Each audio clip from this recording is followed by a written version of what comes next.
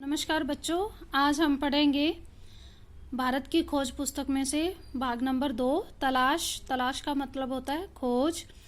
और इसका नाम है भारत के अतीत की झांकी, यानी भारत के जो प्राचीन जो बीत चुका है उसका दर्शन। झांकी होता है दर्शन। इसमें इस पाठ में नेहरू जी अपने बचपन की बातों को याद करके बताते हैं कि हमने पहले भारत को कैसे देखा था और अब वर्तमान में कैसे देख रहे हैं। वर्तमान और अतीत में इनकी तुलना थोड़ी बहुत करेंगे और उसके बारे में जानेंगे। नेहरू जी कहते हैं कि बीते हुए सालों में मेरे मन में भारत ही रहा है। इसी बीच में बराबर उसे समझने और उसके प्रति अपनी प्रतिक्रियाओं का विश्लेषण करने की कोशिश कर रहा हूँ। कहते हैं भारत के अंदर रहते हुए मुझे उसके प्रति समझने और उसकी प्रतिक्रियाओं के विश्लेषण करने की कोशिश कर रहा हूँ, यानी उनकी बातों को उनको एनालिसिस करने की कोशिश कर रहा हूँ। मैंने बचपन की ओर लौट कर याद करने की कोशिश की। कहते हैं जब मैं बचपन में था तो मैं उन बातों का याद कर रहा हूँ। मैं तब कैसा महसूस करता था, यानी बचपन में कैसा महसूस करता था भारत के बारे में और अब कैसे महसूस करता हूँ। मैंने मन में इस अवधारणा ने एक धुंधला सा रूप ले लिया है और मेरे ताजा अनुभव ने उसे कैसे संवारा था। यहाँ अपने नेहरू जी कहते हैं कि प्राचीन काल में भारत कैसा था, भारत ने अपनी शक्ति को कैसे खो दिया था, जो मजबूती थी जो जान थी उसमें भारत के अंदर वो कैसे खो दिया था।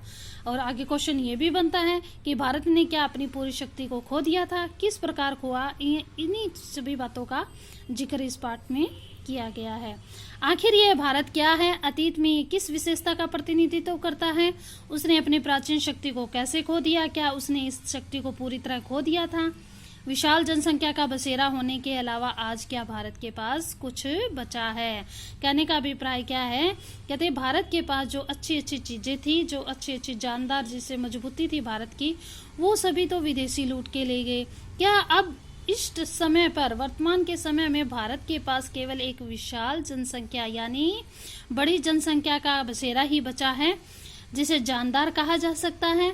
आधुनिक विश्व से उसका तालमेल किस रूप में बैठता है, यानी उनकी कंपैरिजन कर रहे हैं। भारत मेरे खून में रचा बसा था, ये कह रहे हैं। इन सवालों का जवाब दिया है, भारत मेरे खून में रचा बसा था, इसके बावजूद मैंने उसे एक बाहरी आलोचक की नज़र से देखना शुरू किया। यानी आलोचक होता है जो बुरी आलोचना करे। ऐसा आलोचक जो वर्तमान के साथ साथ अतीत के बहुत से अवशेषों को जिन्हें उसने देखा था नापसंद करता था, यानी जो पहले की चीज़ों को भी देखा और जो आज की चीज़ों को भी देखा उनकी आलोचना करता था। एक हद तक मैं उस पश्चिमी के रास्ते से होकर पहुंचा था। मैंने उसी भाव से देखा जैसे संवत किसी पश्चिमी मित्र ने देखा होता।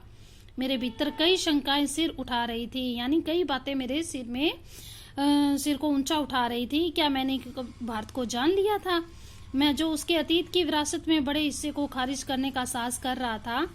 लेकिन अगर भारत के पास वह कुछ नहीं होता, यानी भारत के पास अगर वो ऐसा कुछ ना होता जो बहुत जीवित और टिकाऊ रहा, यानी भारत के पास कुछ न कुछ ऐसा था जिसकी वजह से भारत जीवित और टिकाऊ रहा, उसके पास वह सब कुछ था जो सार्थक था, तो भारत का वजूद उस रूप में नहीं होता जैसा आज है और हजारों वर्ष तक अपने सभ्य अस्तित्व की पहचान इस रूप में कदापि नहीं बनाए रख सकता था।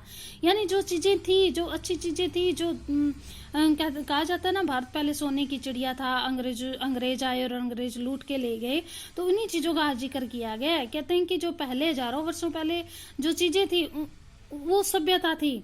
सभ्यताएं को उन्होंने काफी मुगल भी आए, कई लोग आए, ऐसे बाहरी लोग आए, उन्होंने इस अस्तित्व को, भारत के अस्तित्व को बिल्कुल ही खत्म कर दिया था। वह विशेष तत्व आखिर क्या था, इसमें आगे बताते हैं। मैं भारत के उत्तर पश्चिम वाला कौन सा इलाका है, जहाँ पाकिस्तान वाला इलाका है, वो है स्थित सिंधु घाटी में मोहनजोदाड़ो के एक टीले पे खड़ा था। नेहरू जी बताते हैं, नेहरू जी वहां जाकर कई बार इस विशेष चीज को खोजना चाहते थे और जगह जगह घूम भी लेते थे जब वो छात्र रूप में स्टडी किया करते थे।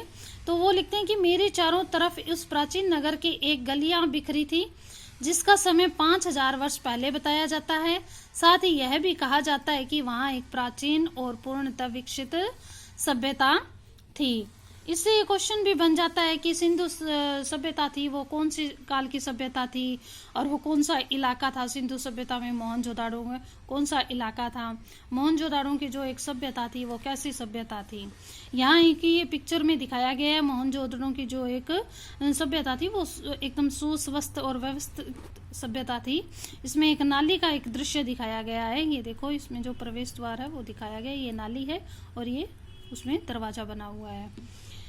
वहाँ एक प्राचीन और पूर्णतः विकसित सभ्यता थी। इसके स्थायी रूप से टिके रहने के कारण इसे ठेठ भारतीयपन यानी ठेठ यानी पूरे लंबे समय भारतीयपन और यही आधुनिक सभ्यता का आधार है।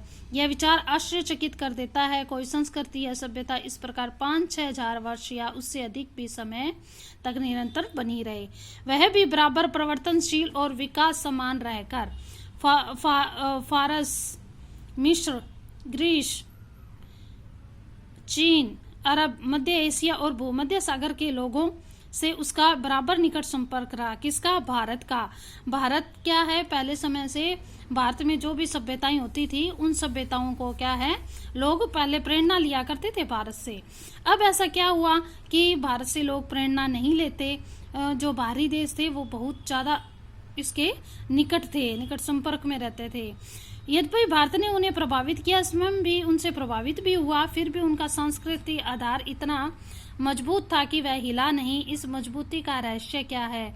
मैंने भारत का इतिहास और उसके विशाल प्राचीन साहित्य के कुछ अंशों को पढ़ा। मुझ पर विचारों की तेजस्विता और भाषा की स्पष्टता और उसके पीछे सक्रिय मस्तिष्क की समृद्धि ने गहरा प्रभाव डाला। जो कि अतीत का मैंने देखा था उन सभी ने मेरे दिमाग के ऊपर बहुत ही गहरा प्रभाव डाल दिया। मैंने उन पराक्रमी यात्रियों के साथ साथ भारत की यात्रा की जो सुदूर अतीत में जहां चीन तथा पश्चिम की ओर मध्य एशिया से आए थे। उन्होंने कहा, जब मैंने भारत के अतीत की यात्रा की, भारत की जो इन पुरानी चीजों को देखने का चाहा, तो मुझे उन पुराने लोगों के भी ध्यान में रहा जो ऐसे यात्री थे जो कि दूर दूर देशों से भारत में यहाँ आए थे, चीन तथा पश्चिम के मध्य एशिया से आए थे, अपनी यात्राओं की दास्तान छोड़ गए। यानी जो कुछ वो देख के गए थे, जो कुछ वो लेके गए थे, उनकी छाप हमारे भारत के ऊपर छोड़ गए। मैं पूर्वी एशिया, अंगकोर, बोरोबुदुर और बहुत सी जगहों में भारत की उपलब्धियों के बारे में सोचने लगा। मैं उस हिमालय पर घूमता रहा जिसके पुराने मिथकों और दंत कथाओं के साथ निकट संबंध थे और जिसने हमारे विचारों और साहित्य को बहुत दूर तक प्रभावित किया। पहाड़ों के प्रति मेरे प्रेम ने और कश्मीर के साथ मेरे खून के रिश्ते ने मुझे और उनकी ओर रूप से अट्रैक्ट किया। इस महान पर्वत से निकलकर भारत के मैदानों में बहने वाली भारत की विशाल नदियों ने मुझे आकर्षित किया और इतिहास के अनगिनत पहलुओं की याद ताजा की। इंडस या सिंधु, जिसे सिंधु कहा जाता है, जिसके आधार पर हम हमारे देश का नाम पड़ा इंडिया और हिंदुस्तान, और जिसे पार करके हजारों वर्षों से यहाँ जातियों और काफिले फौजें आती रही है। ब्रह्मपुत्र इतिहास की मुख्य धारा से लगभग कटी हुई है। यह पुरानी कहानियों में आज भी जीवित है। ब्रह्मपुत्र जो नदी है, इसका सबसे ज्यादा जिक्र इन पुरानी कहानियों में किया जाता है, जो कि आज भी जीवित है एक तरह से। उत्तर पूर्वी पहाड़ियों के हृदय में पड़ी गहरी दरारों के बीच बरबस मार्ग बनाती हुई भारत में प्रवेश करती है ये ब्रह्मपुत्र, और फिर पहाड़ों और जंगलों से भरे मैदानों के बीच में शांत रमणीय धारा से बहने लगती है। यानी एक शांत सुंदर, रमणीय होता है सुंदर, धारा से बहने लगती है। किसकी बात कर रहे हैं? ब्रह्मपुत्र नदी की। यमुना, जिसके चारों ओर नृत्य, उत्सव और नाटक के संबंध में न जाने कितनी पौराणिक कथाएं यानी दंत कथाएं प्रचलित है। दंत कथाएं मतलब जो कि पहले के टाइम में उसके बारे में कुछ खास कहानियां बनाया करते थे। इन सब से बढ़कर भारत की गंगा नदी, जिसने इतिहास के आरंभ से ही भारत के हृदय पर राज किया और लाखों की तादाद लोगों में अपने तटों की ओर खींचा, क्योंकि पहले के लोग नदी के किनारे ही अपनी खेती वगैरह किया करते थे। प्राचीन काल से आधुनिक युग तक गंगा की गाथा भारत की सभ्यता और संस्कृति की कहानी है। आज तक का इतना ही। धन्यवाद।